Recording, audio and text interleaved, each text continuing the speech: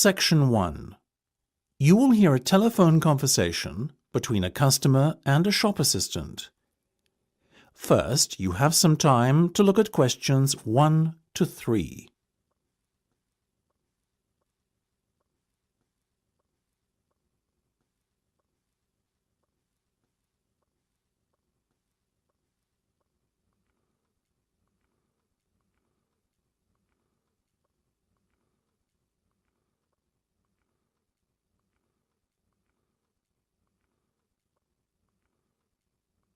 You will see that there is an example that has been done for you.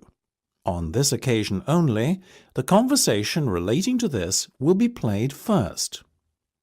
Good morning, Jenny's Suit Rental. Jenny speaking. How may I be of service? Hi there. My name is Max Jones. That's Jones. And I'm looking to rent a suit out for a special occasion. The customer's name is Max Jones. So, you write Jones in the space provided. You should answer the questions as you listen, because you will not hear the recording a second time. Listen carefully and answer questions 1 to 3. Good morning, Jenny's Suit Rental. Jenny speaking. How may I be of service? Hi there. My name is Max Jones. That's Jones. And I'm looking to rent a suit out for a special occasion. Certainly, Max. We charge a set fee for our services. You can either choose from our designer range and pay £50 to rent your suit out, or choose from our standard range at a cost of £25. So, what will it be? Oh, the first option, please, Jenny. £25, did you say? Unfortunately not. The designer range is twice that price. Oh, in that case, I'll take the second option. Standard, was that it? That's right. Now, before we go any further, may I ask how you intend to pay? Do you accept cheques? Yes, but only in exceptional circumstances. We prefer cash or credit card. Well, as I haven't got one, does this count as those circumstances? Yes, that'll be fine. Make it payable to Jenny's Suit Rental. Will do. Before listening to the rest of the conversation, you have some time to look at questions 4 to 10.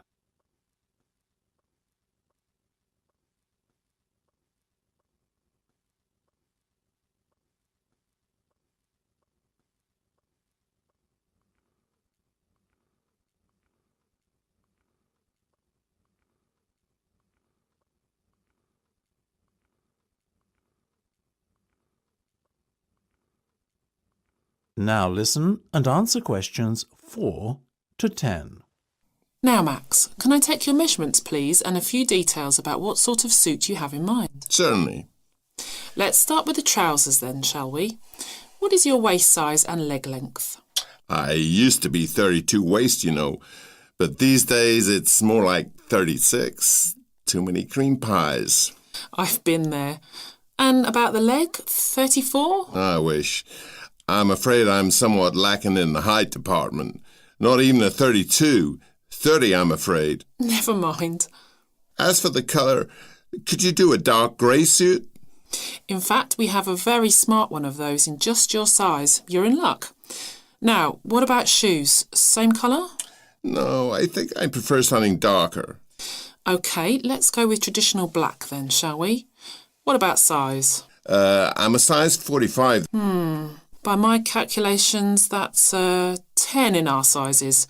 And style? What have you got? We do suede, nubuck and traditional leather. Definitely the last one. Very well. And will you be wanting a necktie? Do you do bow ties? Of course. I'll put one of those down in your order. Dark grey, I presume? Perfect.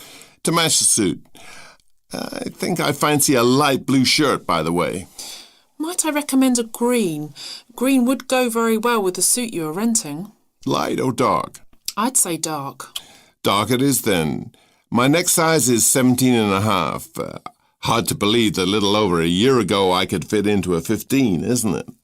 Those cream pies again, right? You got it. Now, what about your suit jacket? Same colour as the trousers, obviously, but what size? Medium should be fine. You sure? Yeah. And have you got any of those 3-button ones? I'm afraid not. The 1 and 2 button suit jackets are far more popular at the moment. In fact, the 1 button is all the rage. Let's have that one then. No problem. Now. That's the end of section 1. You have half a minute to check your answers.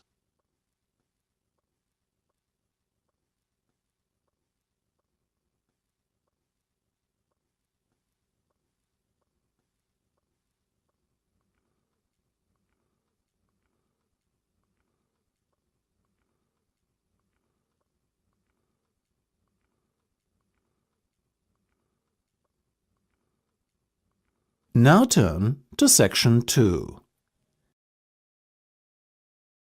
Section 2. You will hear a tour guide talking to her tour group.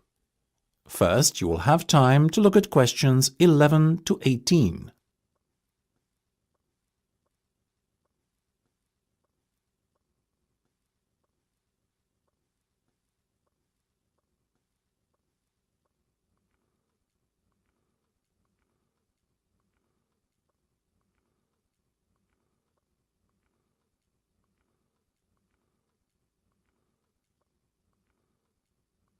Now listen carefully and answer questions 11 to 18.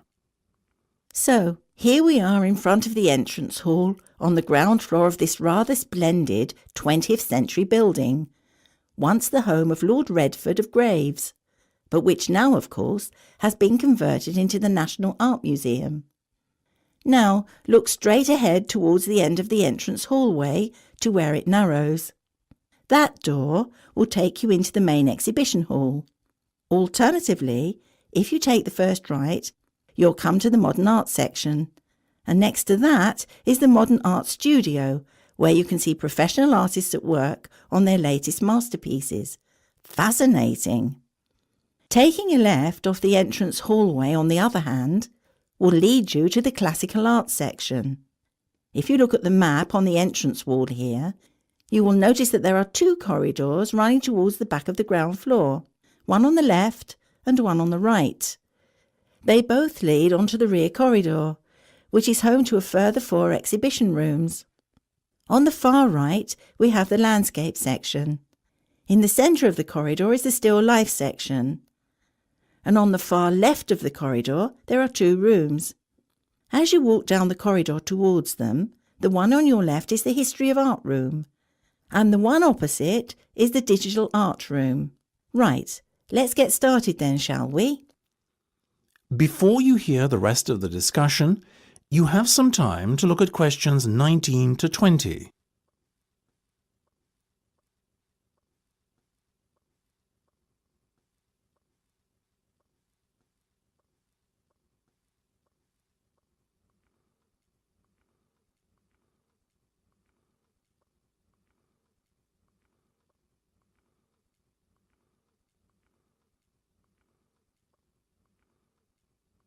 Now listen and answer questions 19 to 20. Our first port of call will be the digital art room down at the end. This exhibition has been open little more than a month, but has proved hugely popular with visitors so far. It is an interactive exhibition space, and visitors are encouraged to touch and feel the exhibits to their heart's content. Though, of course, I shouldn't need to remind you that this is forbidden in the rest of the museum, as is the use of cameras, so please ensure that you do not take any pictures once you leave the digital art room. That's the end of section 2. You have half a minute to check your answers.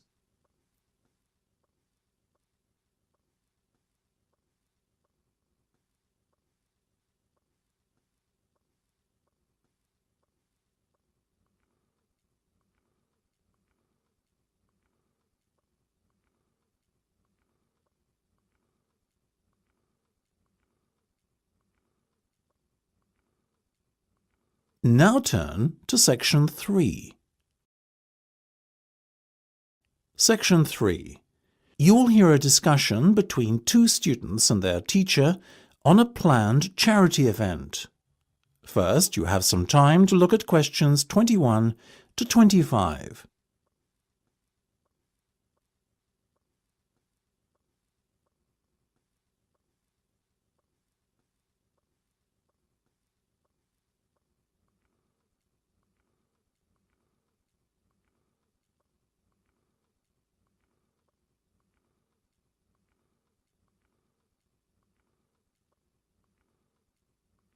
Now listen carefully and answer questions 21 to 25.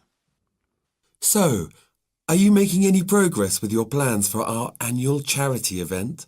I guess first things first, have you decided what charity it will be in aid of this year? We're thinking about Help the Children Africa, sir.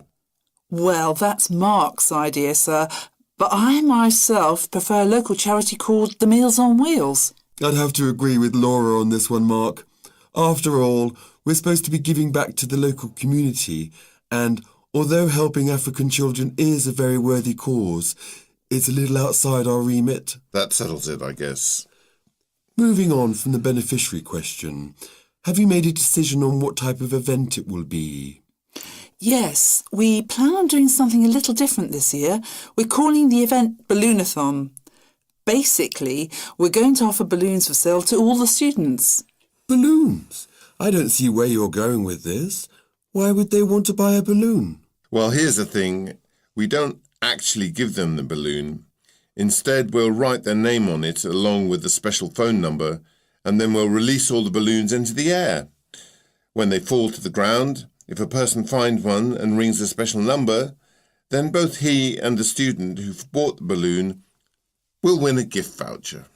That sounds like an excellent idea, guys. Well thought out. This Balloonathon has a real novelty value attached to it, don't you think? Exactly what we said, sir. The only drawback is that the gas you put into the balloons is rather expensive. How much? About £20 per canister, and we'll need about 10. And how many balloons are you planning to blow up?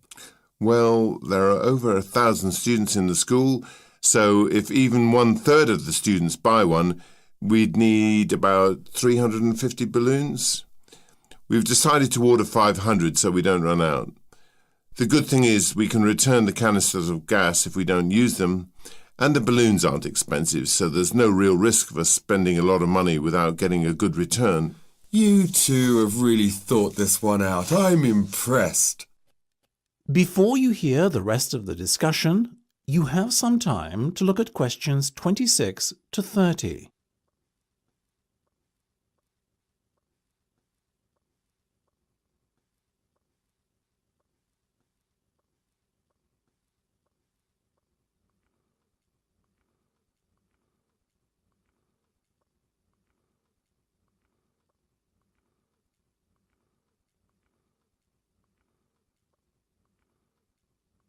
Now listen and answer questions 26 to 30.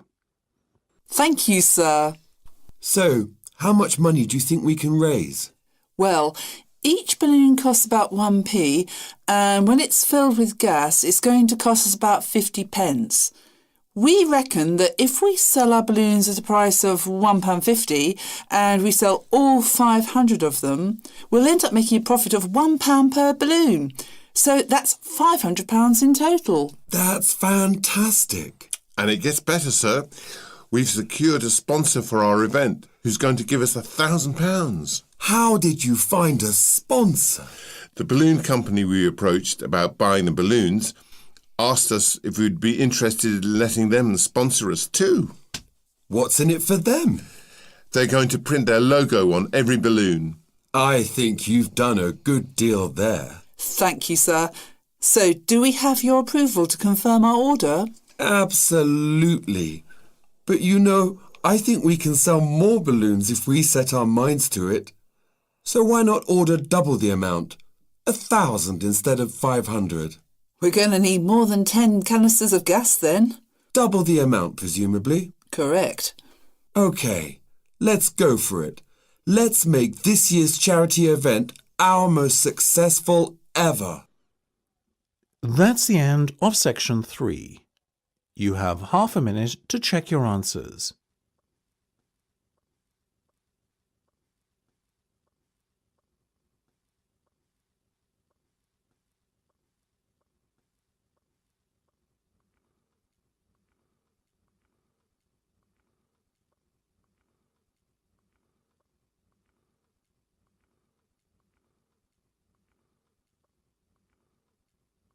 Now turn to section 4.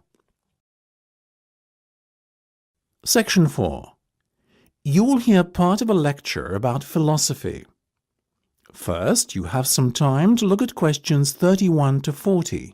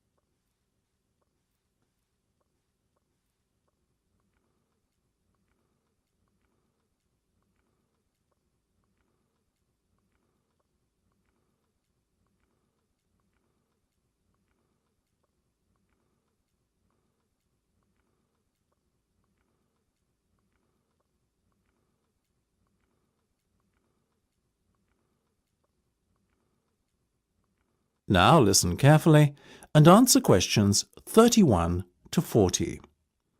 Most of you, I hope, will be familiar with the name Socrates. The ancient Greek philosopher is perhaps one of the most admired people in history. Socrates led a very noble life. He was, I suppose you could say, an optimist who believed in the good of mankind. According to Socrates, human nature leads people to act correctly and in agreement with knowledge. Socrates believed that evil and wrong actions arise out of ignorance and is famously quoted as saying, "No man knowingly does evil." True to his personal beliefs, Socrates devoted his own life to seeking goodness and truth. Born in Athens, where he lived all his life, Socrates always dressed simply and was known for moderation in both eating and drinking. He brought his teachings to the masses, speaking regularly in public places such as the busy streets of Athens, especially in the area around its great marketplace. He had little regard for public opinion, and always conducted himself in accordance with his own set of rules. Socrates built up a reasonably large following of Athenians looking to learn from his seemingly endless wisdom. But he also had a good many enemies who mistrusted him on account of his unorthodox views on subjects such as religion. Socrates' enemies were what you would call the wrong type of enemy, being powerful and influential Athenians. Their efforts to have him ruined saw him brought to trial on charges of corrupting the young and disrespecting religious traditions. In the trial, Socrates defended himself, claiming that he had done nothing more sinister than enlighten people with a clearer knowledge of the truth, which is essential for the correct conduct of life. He made some remarks aimed at the ruling establishment, suggesting that those who are elected are not necessarily fit to govern effectively. Socrates himself had long ago become disenchanted with the materialistic ways of the upper class. Unfortunately, his views were seen as an attack on democracy and the electoral process, so the jury found Socrates guilty as charged and sentenced him to death. It is thought that many members of the jury resented his unbending pride, and that this may explain the harshness of the punishment handed down to him. Despite being given several opportunities to escape prison, Socrates resisted and carried out his sentence calmly by drinking a cup of hemlock poison. During his life, Socrates introduced the idea that there are a set of universal standards by which people should be judged. His method, known as the Socratic method, involved discussion between two or more people around some key term. In theory, those party to the discussion should all define the term in the same manner. However, his studies found that this was seldom the case.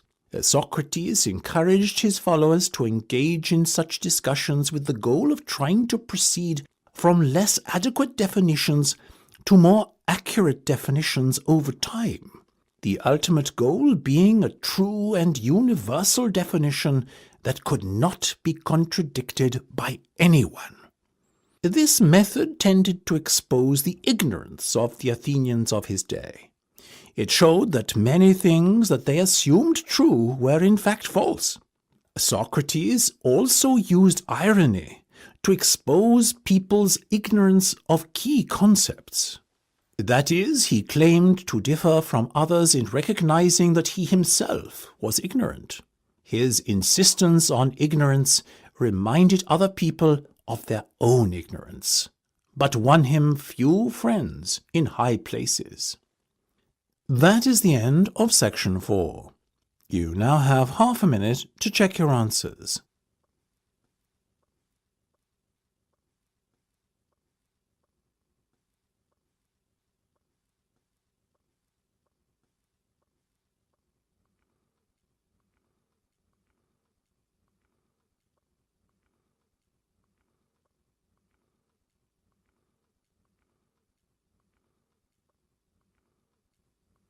That is the end of the listening test. You now have 10 minutes to transfer your answers to the listening answer sheet.